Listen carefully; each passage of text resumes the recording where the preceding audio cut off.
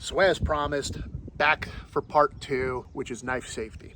We're going to show you some beginner techniques and going to talk about how to use the knife safely so that you don't hurt someone else and you don't hurt yourself. Freak accidents that can happen to anyone at any time, even trained professionals, it can happen to. So in this video, we're going to talk about what you can do to avoid that from happening to you, okay? So stay tuned.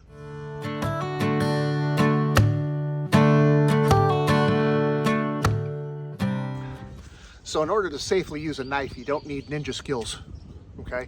You just need to practice and know how to use the knife properly. The first thing you need to know about the safety of using a knife is your danger zone, okay? My danger zone is anywhere where my arm is fully extended around me. So I don't want to be mashing and dashing anything that's, if there's anybody within this area, right? I don't want to be doing this if there's people around me, right? There's nobody around me. But quite frankly, I really don't want to be doing that either in case I lose control of my knife, okay? But also I need to understand my blood triangle. My blood triangle is from my groin to my knees here, okay? My blood triangle. Triangle, there it goes, triangle. Looking at the camera and doing it is weird, okay? And the reason why that's your blood triangle is you got your groin down your femoral arteries going down your legs. So if I'm doing anything like this and I slice, right, I can inflict serious, critical, life-ending damage to my persons. Okay, so I definitely want to stay away from this area. So how do we do that? When we use a knife, the first thing we want to do is we want to make sure that we have a good control of that knife. We don't want to be all loosey-goosey with it, limp-wristed. Okay, we want to make sure that we have good control of it. And so one good way to have good control of it is called a fist grip. I got all my booger pickers wrapped around that knife like I'm making a fist, okay, and I'm going to punch somebody with it. This gives me the best control over that knife. I can go ahead and put my thumb on there if need be, but this gives me the best control. Now, a couple different ways that we can cut to avoid our danger zone and our triangle of death is we can just simply come over to the side and process from this side. Okay, this is away from anything that's going to hurt me, and I'm also going away from anybody else, right? Or the first thing I can do is I can do a push cut, and this is pushing down and away from me, okay? And it's just as it sounds, pushing it away, okay? I'm out of my triangle of death, and I'm not flailing around if anybody's near me, right? I'm in control, and I'm going down and away from me using a fist grip, which offers me the best control of my knife. Another thing I can do is I can hold on to that knife, and I can pull my material towards me, right? Hold on to that knife and pull it towards me. That way my knife is completely stable and I'm safe. Okay. Another technique I can use is called a knee lever grip. But essentially I'm going to lock in, fist grip, and I'm going to lock in on my knee, and I'm going to pull my material back to me. Okay? Again, I have good, stable control. I'm pulling into my knee and I'm pushing into my fist, creating a solid, stable, durable platform. I make contact with my material, and I'm pulling the material towards me. What this would be really good for is processing your wood, making points, feather sticks, what have you. And then next is I have the chest lever grip. Now another thing we want to do is we want to avoid, cutting like this, right? Cutting up and around and cutting towards ourselves. Okay, but one thing we can do is as we cut, we pull our shoulders back, right? Pull our shoulders back. Okay, and I don't have to be so extreme with it. I'm extreme for demonstration purposes, but it can just be little quick cuts like so. Okay, I would prefer to see you guys working down here and away from everybody versus being up here. Okay, because too many things can happen. I can lose control of my knife and it goes flying, versus if I'm working down here and it goes flying, it just goes to the ground. So the next thing we're gonna do, now that we understand our triangle of death and our in our danger zone and how to properly manage and hold our knife, is we're going to talk about now, how do I actually process a piece of wood, okay? Now, of course, as I said before, the safest way to use a knife is to not use the knife if you don't have to, okay?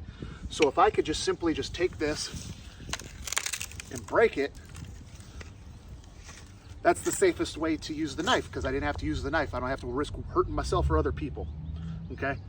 But if I gotta use a knife or saw, for that matter, and I wanna process this further for more firewood, and I'm worried about pinch points and stopping my progress, I can simply just bring this up into my thigh as such to hold it in place while and then I can hold it here, and I can just cut it.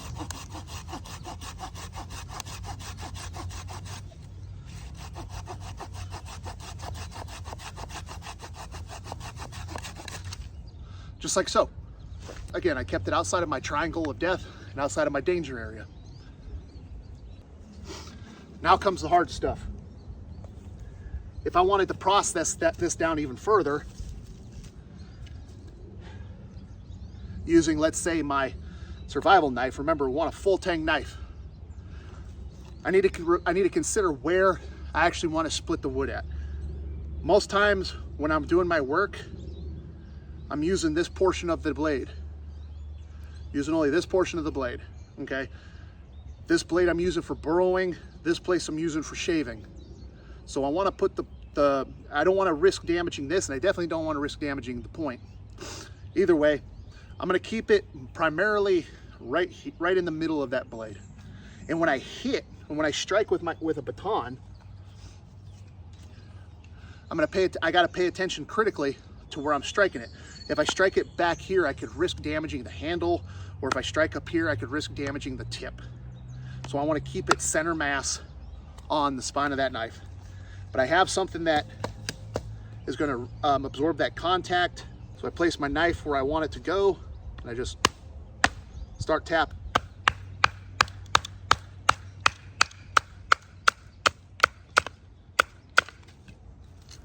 Okay.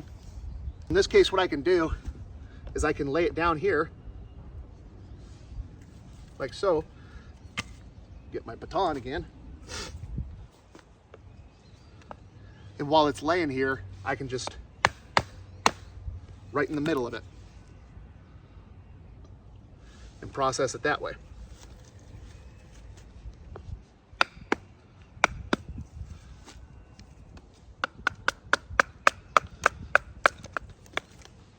Okay. And so on and so on and so on. What we don't want to do is we don't want to start hacking away, right? Because again, if you've seen that show Alone, you know that there's a couple people on there who are like, ah, and then they whacked their hands with it and did severe damage to their hands, okay? So I definitely want to avoid this. If I can't control it right here, put it on its side and split it that way, okay? Keep your hands away from the sharp edges at all times. Now, lastly, what we're going to talk about is we're going to talk about shaving down. And for that, I'm going to go ahead and use my little EDC knife again, just because that's what I like to use it for. So, fist grip to get it started. I use this side. Fist grip, locking it on the elbow, locking it on my knee, and I just start processing it. If I wanted to do finer cuts, okay, finer cuts are a little bit different. As you can see from my demonstration earlier, as you can see from my demonstration of what not to do, I accidentally did myself. Obviously, it's not deep. I didn't lose functionality, but that was just an example. So there you go. All right. Don't do what I did.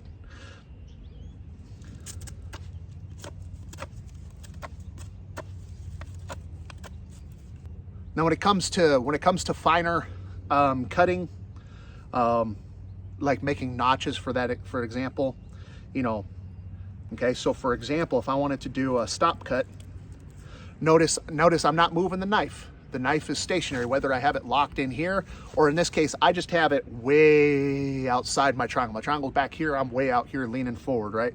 Like maybe I'm sitting over a campfire just staying warm and I'm just carving wood to pass the time.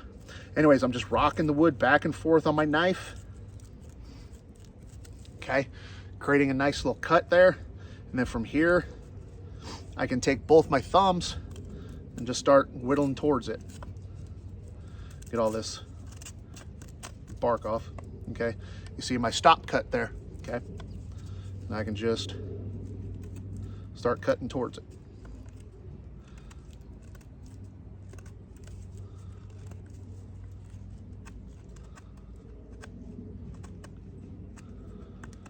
And right here, I'm pulling it towards me, okay? And then here, using my thumb to apply some pressure and rocking it. At no time am I cutting towards me, okay? Always away from me. And then I can take my knife, keeping my fingers out of the way, using my thumb to help clear that away. Okay, sharp knives help. Okay, and there you go. We're going to talk more about these notches in a later video. And lastly, but not least, a bonus tip, I guess, is you notice that I have my leather personnel carriers on, or my boots. Okay, leather is good for stropping your blade. So after I get done using it, I always go over to my boot, and keeping the same angle as the cutting edge, I'll pull towards me to help remove any burrs, keeping my knife nice and sharp while I'm in the field. Thanks for sitting and watching this other video of knife safety, okay? Go out, practice, but number one, be safe so that you can stay tuned for the next video, okay? If you get hurt, you can't watch the next video, so you need to stay safe so you can watch that next video, and like and share and do all that other stuff. Do all that other stuff that everybody wants you to do, okay? If you did find value, let me know.